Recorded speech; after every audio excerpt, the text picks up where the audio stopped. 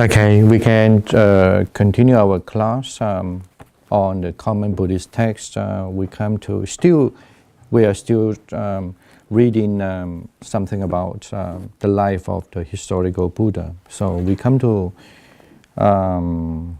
L.37, the Buddha's appearance and the manner. Am I right? Sure. 35. 35? Okay, 35 teachings. No, I think we did that. Teachings wonder that is superior. No, we haven't started. We're going to start. Yeah. Oh, really? Teaching is wonder that is superior to supernormal powers and mind readings. Yeah. Okay. So, all right. So we come to the line 35. Teaching is wonder that is superior to supernormal powers and mind reading. Okay.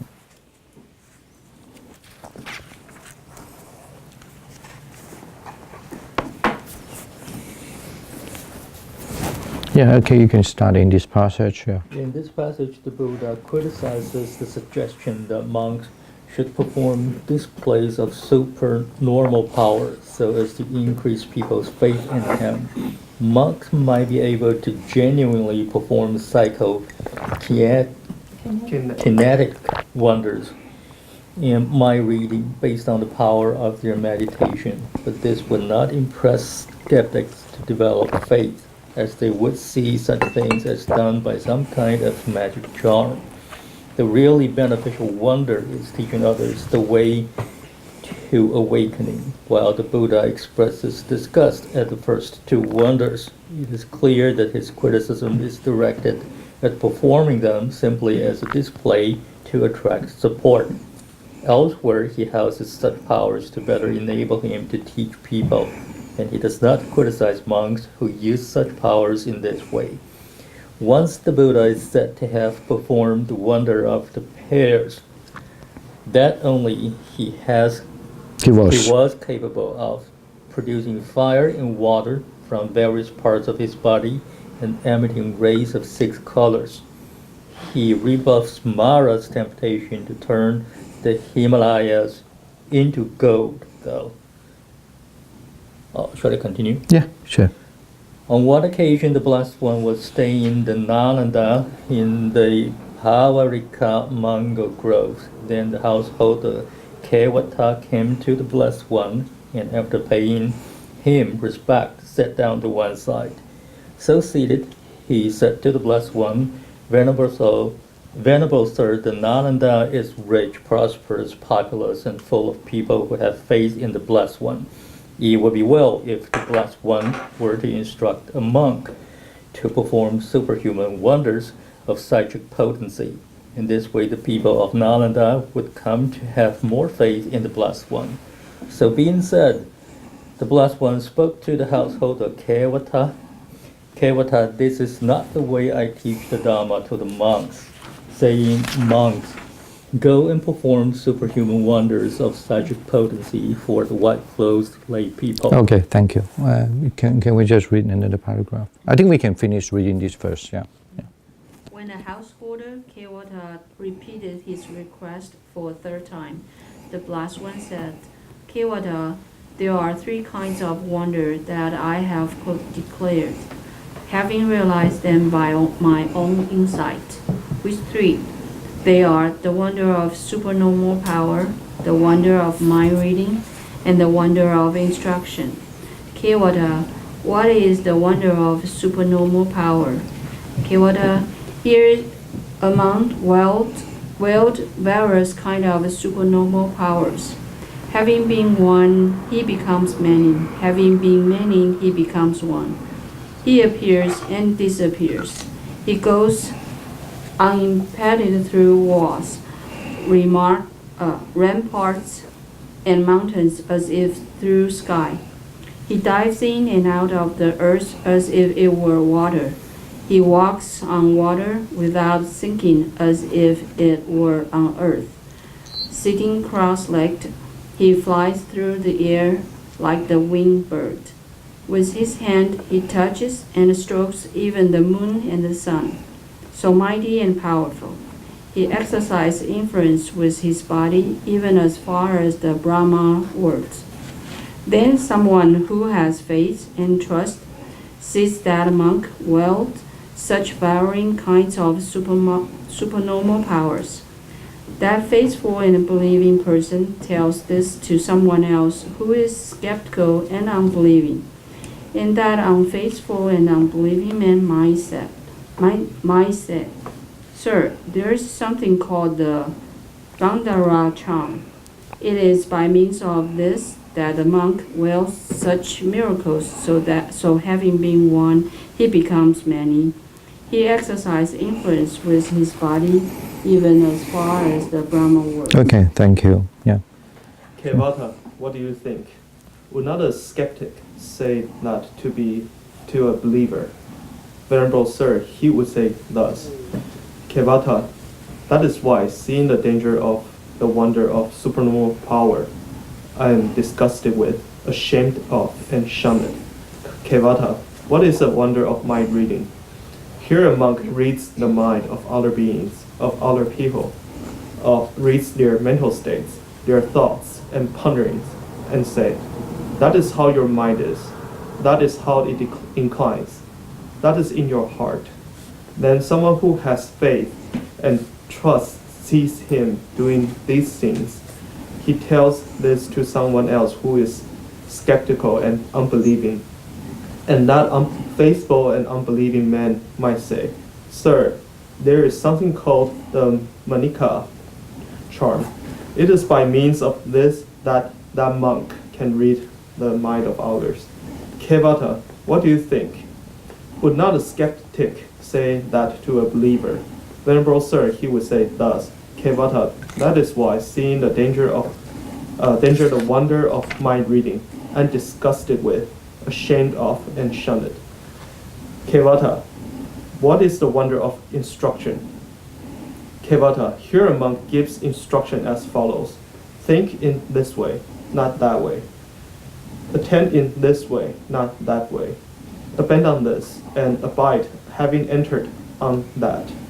Kevata, that is called the miracle of instruction. The Buddha goes on to describe guiding a person up to attaining arahantship. Kevata, that is called the wonder of instruction, and I, Kevata, have experienced these three wonders by my own higher knowledge. All right, and this is actually one of the interesting sutta, and it's highly influenced my thought as well. And also actually I not only reading this sutra in the Pali, but you also have them in Chinese, and then also very luckily you also have some fragment that you found in Afghanistan as well. But this is also at least because Buddhism been destroyed for more than 800 or 900 years, but still you do find that there are some segments.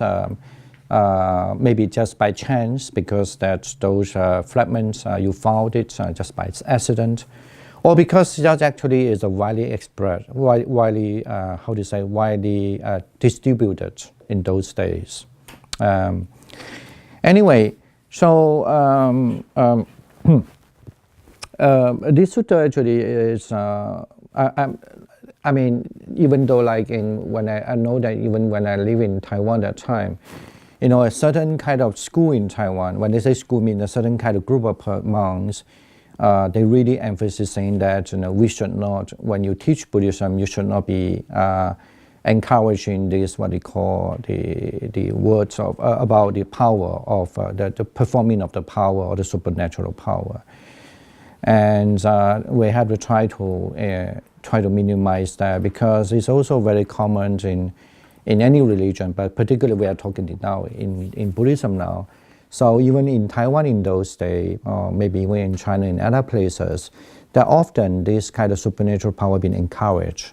When I say encouraged, when I say encouraged, I shouldn't say encouraged. It's been widely kind of been said. For example, I know that's very popular when they would say, "Look at the sky. Do you see the Bodhisattva?" Like that. It's very, very popular. I know that lots of people never can confront that. And then you saw the monk will just worship the sky and say, I saw the Bodhisattva. And of course the lay people would not see it.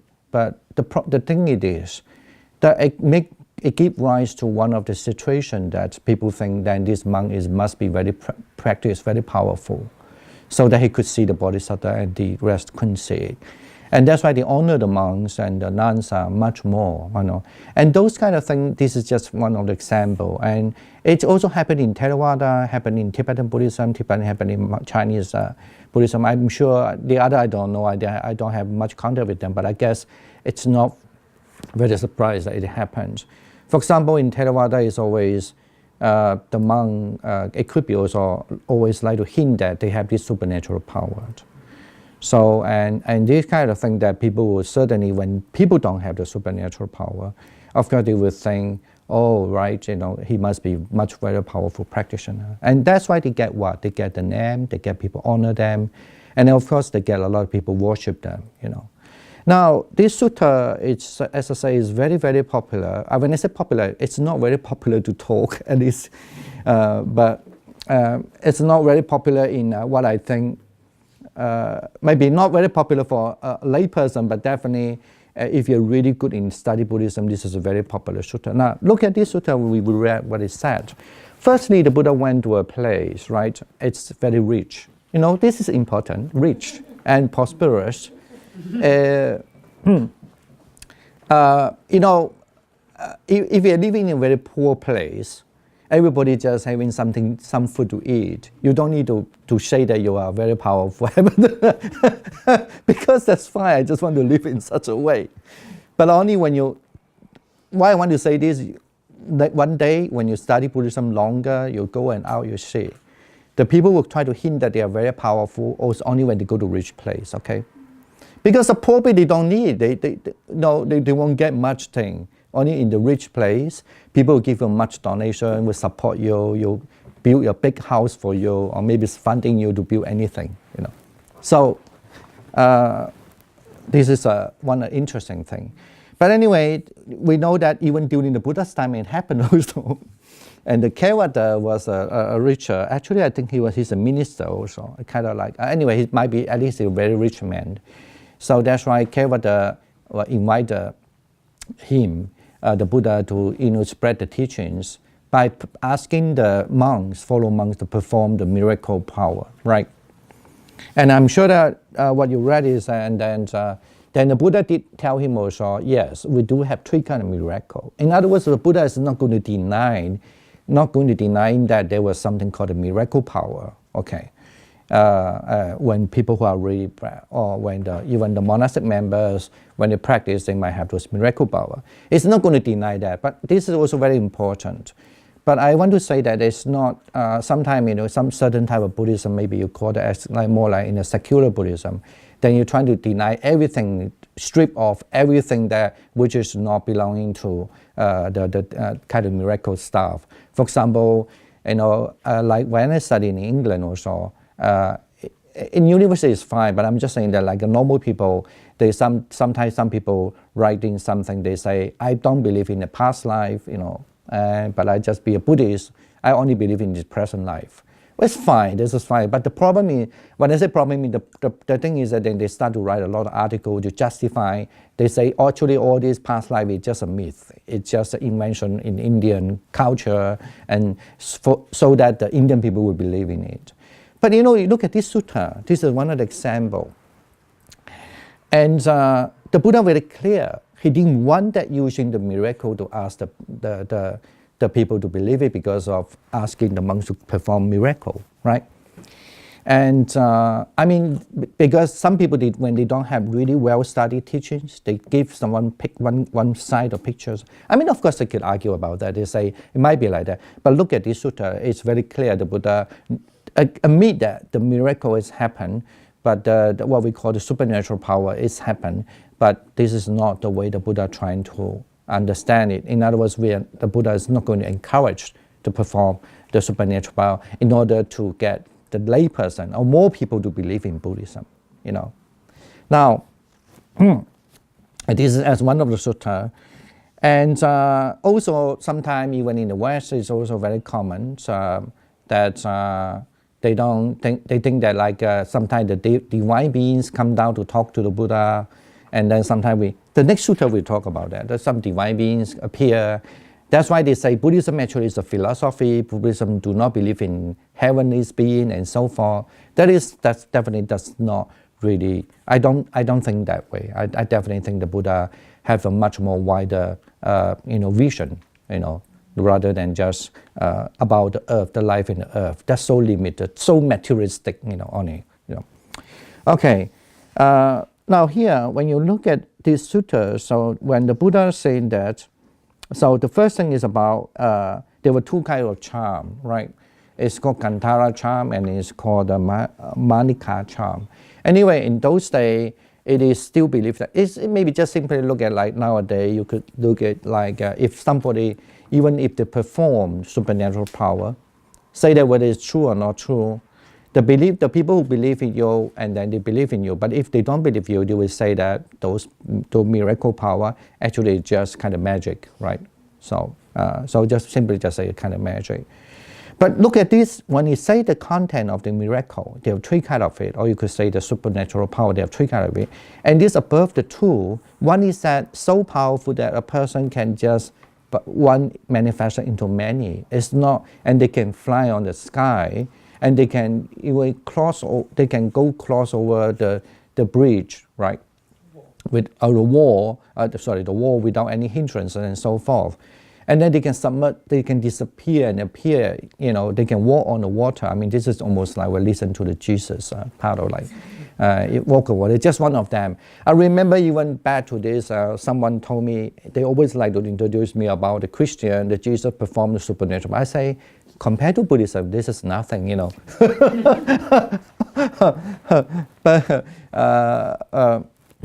But I mean, this is also at the same time, I don't think that we don't want to introduce this, but we need to introduce this in a proper way. In other words, at least from a traditional Buddhist, when I say tradition, at least when the Sangha decided to have this text passed down, why I want to mention in earlier that we do have in Chinese version, also we can find in Afghanistan, and some other the fragment we also found that the same text is there. In other words, all this, at least when the Buddhist text been passed down from earlier time, they all agree that this has happened there, right? So even you say maybe the Buddha didn't say it, we never know now, we couldn't, but definitely after the Buddha passed away, the Sangha agreed this is something that what the Buddha did say, Right, and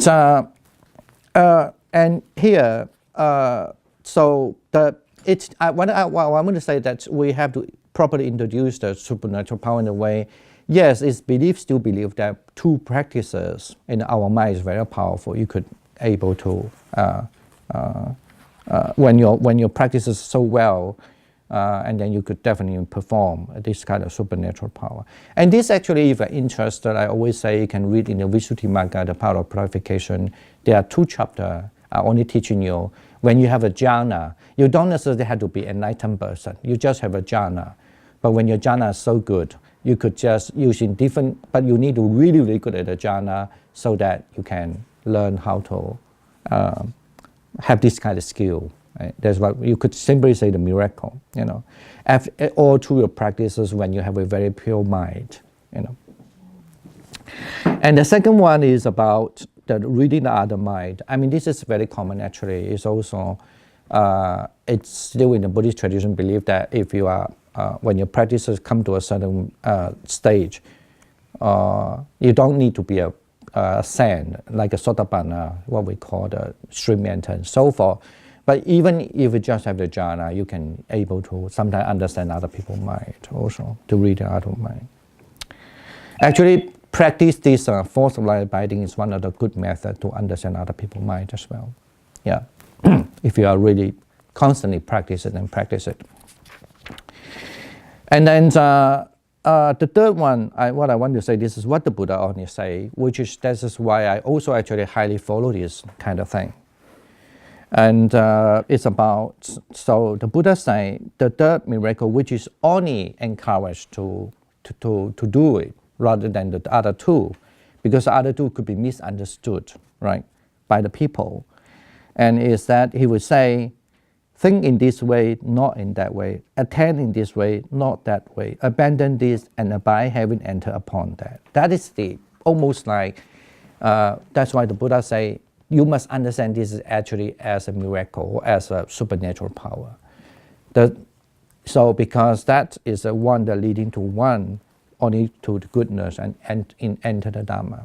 Now, actually, this sutta, even though because the whole sutta, the Buddha did mention one thing that here did mention also. The Buddha also mentioned, even if the persons who are follow the Dharma, who are follow those people who believe that, there are people who suspect, doubt, skeptic, right, about when the monks are performing supernatural power, and they suspect, and that's why they will say, these are the bogus monk, they're the bad monk, they are just a liar, they are just perform miracle, and they want to earn thing. Why they want to say this thing? Why they want to say that? Because they want to earn that. But the another possibility is that, and then these people who follow them, they don't really listen to the teachings. They only want the power. They only want the monks to solve their problem. So, and that's why if you look at the whole text, then the Buddha say it does not really conduce to the right teachings.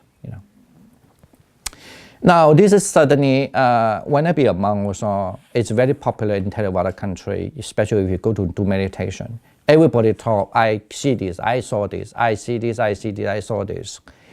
And it's not about you talking, it's about how you relate to this.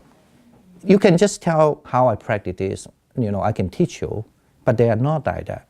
It is only about, they were saying, someone who have this power and that power, and it's only create, actually when you look at the next sutta you will find, our mind, there's a term called iccha, right? It means liking, linking, desire. You just want, I want this. Because if you don't have those, you just feel like a loser, right? And it creates lots of problems in the community. Even the same thing when in our group of meditation people also, we also have the same problem in the past, but now luckily we stop a little bit, because someone told somebody that I knew what you were doing when you meditate, right? That is and then for the first time, even though we have so many other problems, actually teaching meditation is not as simple as you think. It's not just instruction. You have to make the whole community be harmony. Everybody stay nicely.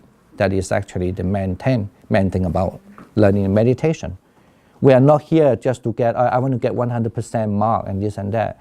This is not examination. This is not, I don't know, even though I disagree with the school, what they're doing. But anyway, I'm not saying that this is not what you're studying in school. You want to get the scholarship because you get the first prize or second prize. This is practices about purifying your mind. This is when we know that, all we know. And then someone actually with a good heart and believing that somebody really have the power and tell someone and saying that, you should work hard, don't waste your time because Dhammadipa spend the time teaching and so forth. With his good heart, we're saying to few people, and you know what happened? I'm in a big problem. And luckily, these few people, why some people choose those people to talk? Because they knew these people are good. Actually, they were good. If they are not good, the problem even huge, even worse. They might fight there, why you want to read me? And they might kill you. But luckily, these few people actually is what I consider as a good student as well. But trust me, because of that, now we spread. Many problems afterward. But then that made me a lot of thinking actually in the past. That also teach me a lot of thinking. I said, why other centers always talk about the supernatural power? They have a different problem, not like this. But then later I found actually they have the same problem. Fine. Well, I want to say, the reason is like this, because when someone just, even this is one of the, this is a sutta. Sutta usually just giving the whole conversation is kind of like the main notes in the whole conversation, right? And then compose into verses, and you need to keep in the memory reciting. But the detail, maybe the Buddha did talk about a lot of detail, but it's, when you want to memorize a main note, you don't have to write the detail, But what I want to say is that the problem is this, and then someone who came to even talk to me, which nobody will ever really reach me because of those reasons, that someone could, even that I was kind of surprised. They told me that they didn't like people when they do meditation, somebody know what they are doing. Okay, and then but that those persons also claim that luckily they know how to protect themselves. When they suspect somebody is going to read their mind, and he will do something, you know. Imagine that the meditation becomes such a kind of environment. You become fear, worry. We were supposed to be just doing meditation nicely and so. And that few people are ignorant when they claim that. That's why I scold them. I say, I told you many times.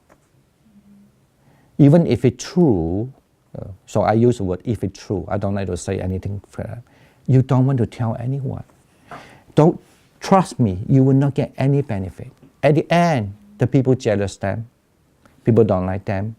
And some people won't get it. They left the place, they find a better place, they think they might be get it, and they can boast. Because in our group, they know, everybody know who and who, right? The best way is you escape to other place. You may not have it, you may have it, I don't know. But then you will try to claim, now I have power. This is human nature, and the practice becomes such a way. And then the harmony just break up. Do you understand what I'm saying? And I really encounter this. And this is not the first time. So, of course, I usually joke to people. I said, even though you really have your practice, we know usually we have this Q&A when there's something there, and even in some other place, not only Q&A, sometimes we talk about, I told them you have to be careful because nowadays, it's not like 2,600 years, I don't know how that would be. But suddenly now, if you really think that you are so powerful, one day you maybe disappear, the FBI took you to do a research and you just go. But actually I'm saying that time I'm just warn them, is you have the power, you could see the people pass by all the time, but fine. But you don't have to tell, please, it's not good for them. And some people, they didn't listen because they thought, actually, I warned them many times, but they really did it well in a way. But sometimes they couldn't stop because they didn't see the consequences. Now they see the consequences. Yeah, they didn't see the consequences. They thought, I'm just with a good heart, and I thought I know each other quite well, so I just warned them and not to waste the time. And that's how it comes. But I told them, the problem is just not about you, and I become a big problem. Some people they find a reason, and I won't say find a reason, they just, let's say when there's a meditation retreat, they don't want to come because I don't want to see these people there. That's only very simple answer. The whole teaching, the purpose of meditation, the essence of meditation, the purpose of meditation is gone. That's why it's supposed to be noble silence. No, you can only talk to the teacher because your practice, if you really have... I mean, if the person who has this super normal power, if they kept the noble silence, then nobody knows that they have that superpower. No, even actually some they know already, some they know they have, but at least they are not going to interfere other people's life. And then you don't want to tell them that you have that because other people not. Everyone is different. Some not like it because they didn't have it. They think, why you want to tell me this? So, and some they think it, so why you want to know what I'm doing? I didn't ask you to know my business, right? And but that is not just simple as that. As I say, actually later on they started to think, or maybe the teacher also. Some even come to ask me, did you teach that person, particularly in secret, something you didn't teach me also? Many things that happen. There is no anything that you could see there's a profitable for the community at all. You can write a novel, a fiction. I will write a novel, don't worry, maybe. If I'm one in the group, I would challenge him. Come to see me. See my past life. But do you believe what it's... Maybe half. That's the thing. This is why. And But it's believable, I will ask him, do you know what I'm thinking now? Make a guess. But anyway, this is the thing. What I want to say is, it looks like even in the Buddhist text didn't say that this is nothing. It does not happen. I mean, I want to say that is a degree that the miracle will happen. You could do that, but it's only the attitude, the attitude and why you want to perform that supernatural power also. Sometimes maybe you could just simply say because you're out of compassion, you want to do it. But even that, actually, if you read more Buddhist texts, you understand. Even though you're out of compassion, you want to do it, but still, because in the situation, the situation is not. I mean, it's not in the sense. It's the place is not right. It's not the situation you need to do that. Well, technically, we're not talking about if Yeah. this person is telling the true story or not. But technically, if this person can read the other person's mind, then this person should also project it how that person receiving this is going to respond. No. It's not like that. It's not like that. No. So before he opens, or if this person open up his mouth, he already knows what's No. going to happen. I think maybe the same thing. Very simple. Like even if you have your own children, even the kid just have a little movement on the face, or just you definitely know what he's thinking already. Let's say that. Not necessarily you think you know everything, but it's always very important that you have to respond wisely, right? Even though you know that person having that. Let's say you talk to a person, you know that person have evil ideas, but it's all about how you respond, in a proper way, No, But and that should be told in the meditation retreat also. How you respond to people like that, or how you respond. no, that's why I say that the Buddha said very clearly that the miracle, you could say the instruction that is always been praised, always been encouraged, is only saying you have to think in this way, not that way, attend this way, not that way, abandon this and abide in this. In other words, you must have the correct view, how you should have correct view and so forth. But rather than say, I read your mind, now I know what you're thinking, and then now you should not think in that way. It's not, but it just simply just say, well, why don't you just work harder? I think, I find it's very useful if I practice such a way. If I abandon that, it will help me to do this. So then nobody would just thinking you're showing off your superpower also. But I don't know if that's a cultural thing, because this is how I experienced that among the Chinese people, the cultural-wise, there's always people who think that they are doing something good to the other people, therefore they are offering something without being asked. But in Western culture, that rarely happen. You don't really intruding other people, thinking that you are making a kind offer or something like that. I think in a way, yes, but the other thing is also, this is true in a party as a culture, but the other thing is about, I believe that, let's say, if you say that the Western don't do that, if in case the Western reader, they can read other mind, they maybe say, this is my miracle. If they want to earn money, they want to get popular, they want to worship them, they can change. That you have some ulterior motives. You are not with a pure mind to tell me that kind of things. Why are you reading my mind? I mean, the Westerner will respond, you want to get something from me. That's why you tell me this kind of things. The attitude, you mean the response is quite different? Okay. What about, there are people I met in Western asked me to read their past life as well. Tell me what did I do in my past life? I'm like that. I really want to know my past life. No, I think it's almost like, have you overstepped the boundary? Like when I say, please read it, then I'm open for it.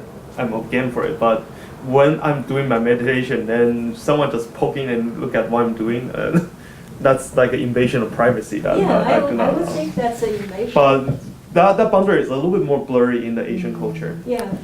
People always stick their nose into your daily business. And also people inquire about each person is doing, that kind of stuff, Yeah, what he It's knows in general. rarely. Yeah, that's one reason why I don't want to go back to Taiwan. Because every day I go anywhere, people always ask me a bunch of things. I'm just like, it's none of your business. But that is one thing. But the other thing, what I want to say, what I think is, there were certain places actually they highly encourage this. People would like to talk. Oh, I can see my past life because of this and this and this and that, and I was told. And not actually, if not because I was told, even when I was in earlier time, I get used to this already.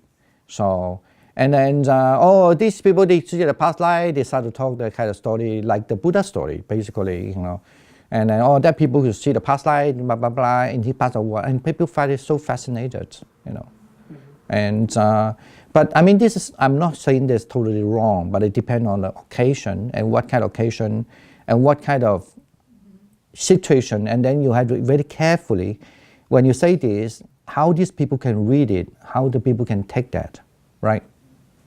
And presumably you study in a very naive way, but sometimes we need to, it's not just once, if they just say once.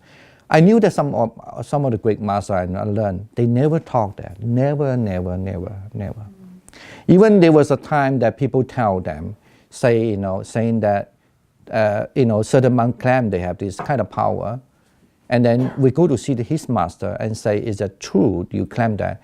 The master always tell, I just teach a method. I only just, when I teach a method, sometimes I affirm that you are doing good, but there is no such a thing calling mean you are, he say, he's not a Buddha, basically. He say, there is no such a thing called like, firstly, he cannot guarantee the person always have the power all the time, right? Basically, I just teach a method. I don't claim he have what, So, anyway, okay. I just this is as I say, this is Kevada Sutta is one of the very popular sutta for that regard as well. But here they did mention one thing, as I say, that actually the Buddha say, even though they because they were convinced by person perform supernatural power, they only follow the person, because actually they don't really learn the Dharma. The Dharma here means you have a good mind or bad mind, you have a evil mind or not evil mind, you have a craving or not. That doesn't matter. Then you will see the whole community is about all who are fighting for who have a supernatural power. Okay, and all sort of thing. Anyway, okay. Yes. What is the Gandhara charm and what is the Dhammadipa charm? And I don't know. I mean, when I say I don't know, actually I did look at it a long time ago. It's just a name, but supposedly just in. I did look at it, like, for example, it's believed that in Gandhara or in a certain area, Gandhara is a certain area, Manika is also maybe the name. But for example, I know that, I forgot now, when I look at it in the past, it's just a name to show, for example, in those days was very popular, this kind of area, people they can perform some magic. For example, I think Manika also referred to, there was kind of group of people, they also could do that like a snake charm. They believe that because they have the charm, so the snake could dance and so forth, Even now, actually, in India, those people who really make the snake dance, we know the reason why they can make them stand now. But actually, they definitely need to learn the mantra also, the charm, the mantra. They had to learn those mantra. And with the mantra, they think that because of mantra, they get them the power. And that is only passed out from the family to family. If you are not belong to their caste or the family of the snake, they don't teach you that, like that. But there's no.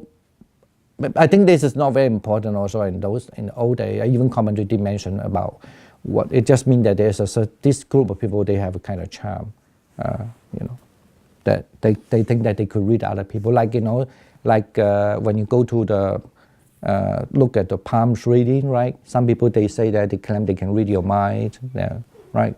So like that, you could just simply understand like the palm readers, and they not only just read your palm, but they also can think that they can read your mind, like that. Okay, right. Now we come to this another sutta called the Praise of the Buddha. Actually, it's from it's Mahagovinda. It's one of the very popular sutta as well. Always I say popular, so which one is not popular, I don't know. Mahagovinda Sutta, and here, I guess the sutta here mentioned about 8 qualities. Am I right? Yeah. But actually the content is much more rich, yeah, on that. Okay. Next one, so we read that praise of the Buddha, praised by the gods. Yeah.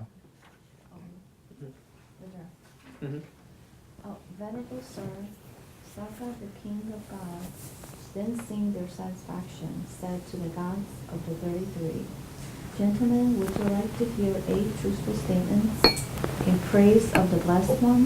Yes, sir. On receiving their assent, Saka, the king of gods, declared the 8 truthful statements in praise of the Blessed One. Gods of the 33, what do you think?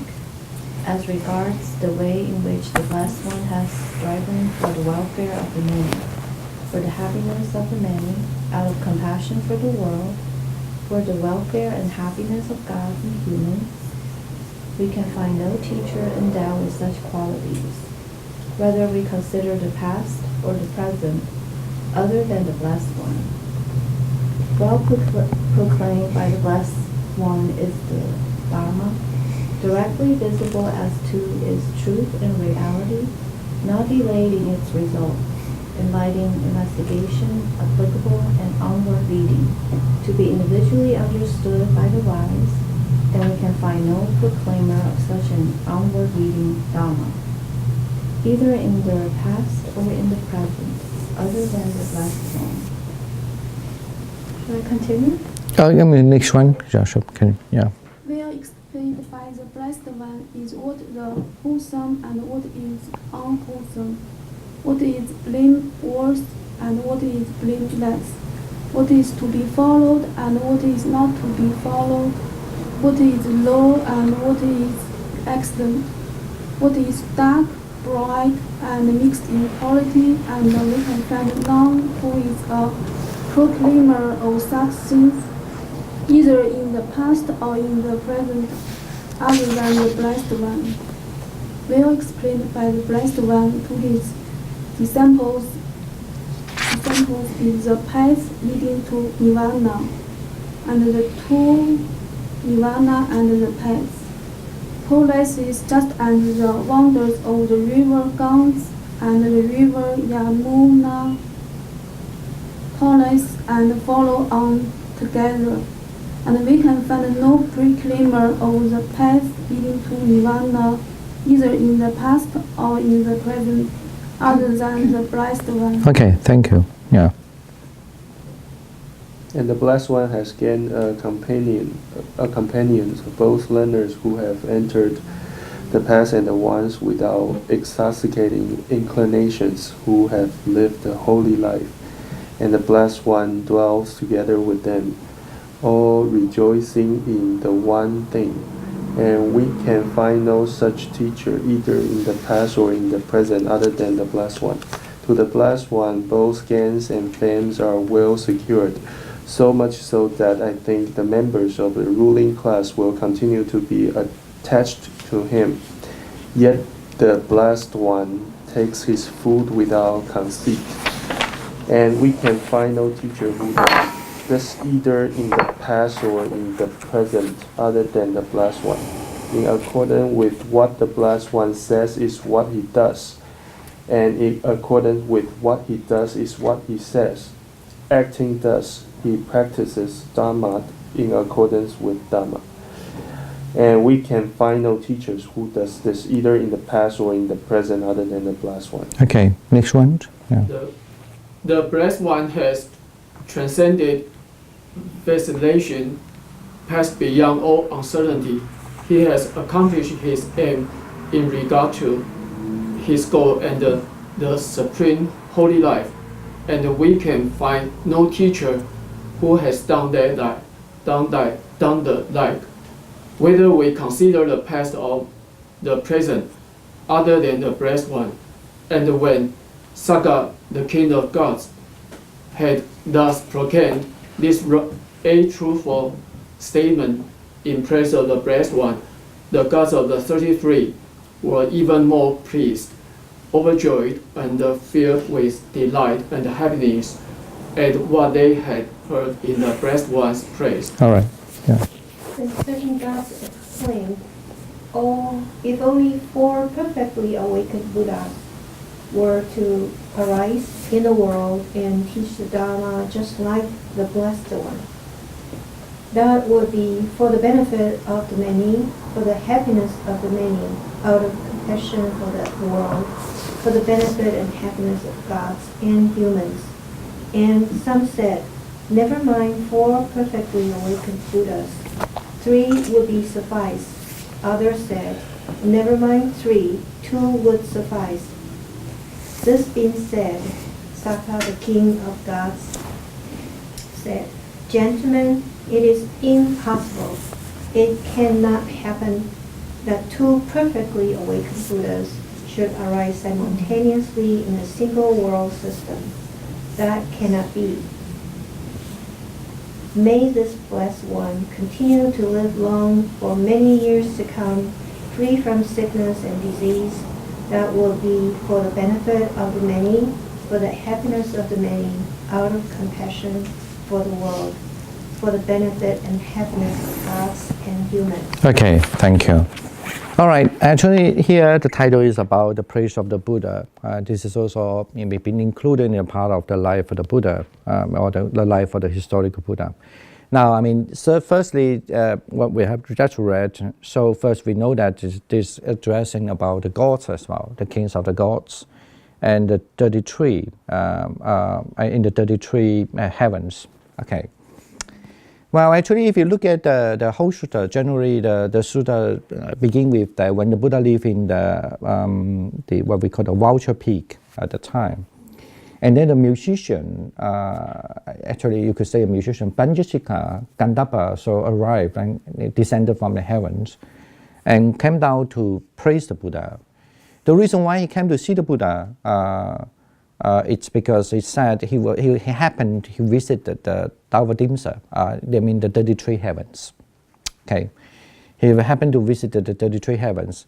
Why he was visited the 33 heavens, and it was actually the king Sakka, the king of the 33 heavens, was started to talk about there was there's a wonderful person like called the Buddha.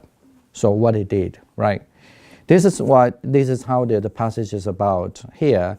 So and then of course the reason why he prays. Do you know any reason? Anyone? I want to give you an example. I guess somebody have read the sutta before, Mahagovinda Sutta. Why then the Sakka trying to talk about the Buddha, the quality of Buddha? In here, this mention about 8 quality. Why?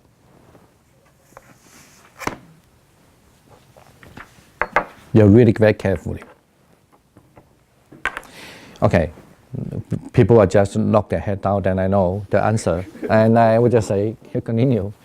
And actually, the reason why he said that he placed that because first he recognizing that now a lot of people been reborn in the Dhammadipa rather than reborn to as Asura. Asura actually still is a divine being, but it's just only lower kind of state of divine beings. Anger, always have anger. So it's believed that the people who live in the Dhammadipa, they are very amicable, very nice, very happy and joyful.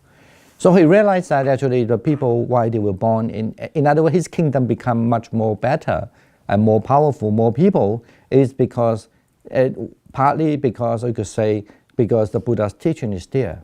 Okay, so that's why.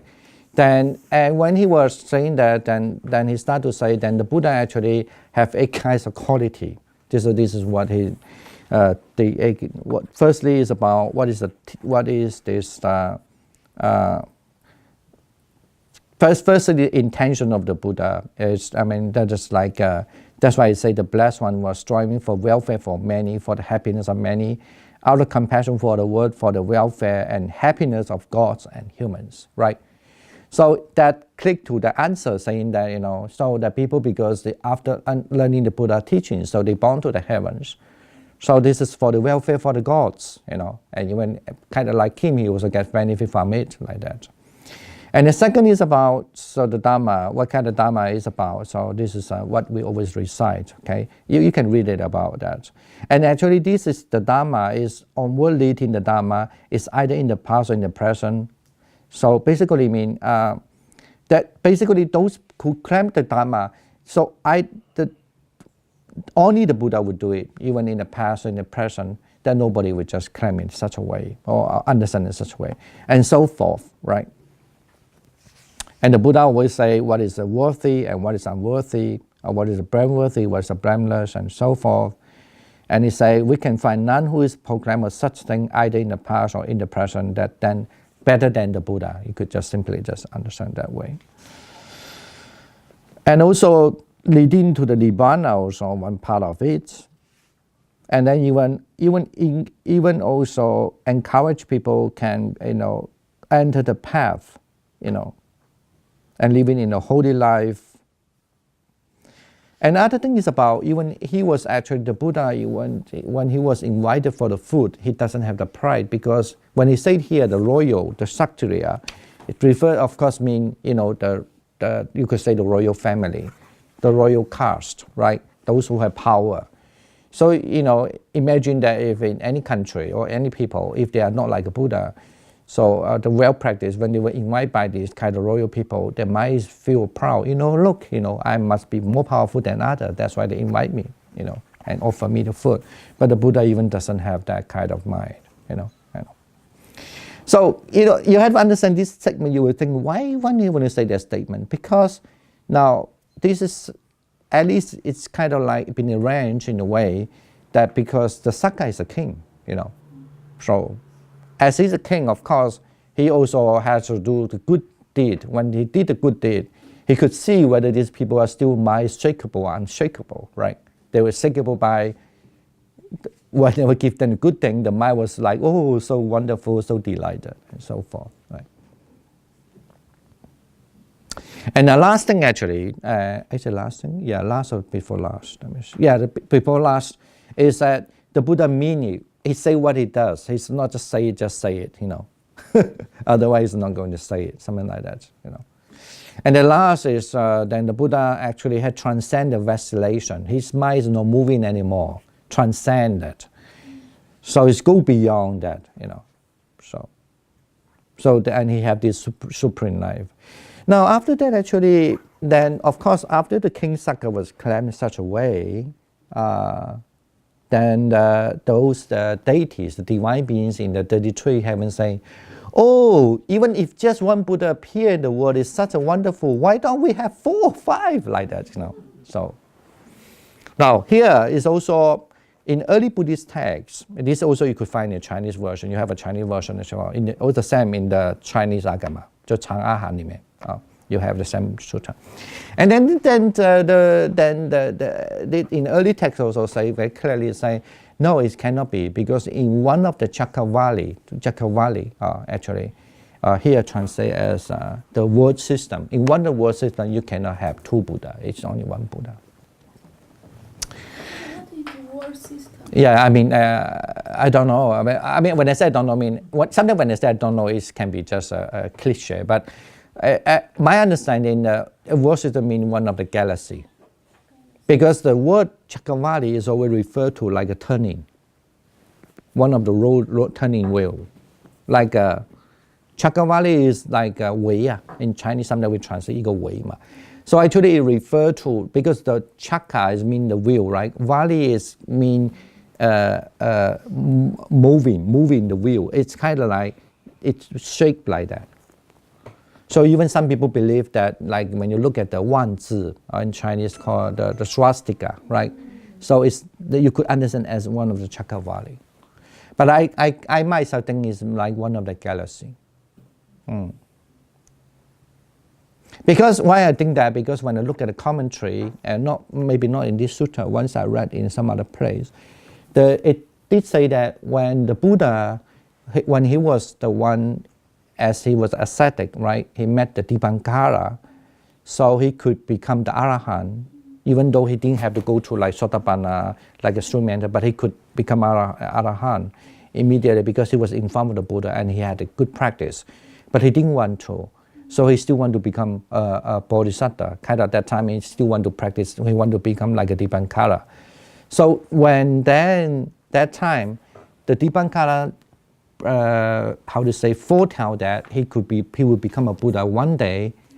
At that time, he need to practice 3 Asanga and 600 aeons. 就3大阿僧祇劫600个小劫.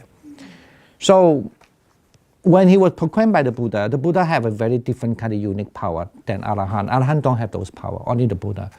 So and then the Buddha, when he proclaimed that way, and this Sumedha, as he was an ascetic, he would never be born in one of these Chakravali, and he would never be born other Chakravali, but only in this world system. This is why I think that is meant by galaxy. And not only that, the other thing is that he say he would not be born in this galaxy, this Chakravali. He would never be born other Chakravali. He would only be born within this Chakravali, and he would not be born in between the dark places. Okay. Understand? I mean, 2 Chakravali, let's say, and then in between there's a dark place. Maybe there are some places you could exist there.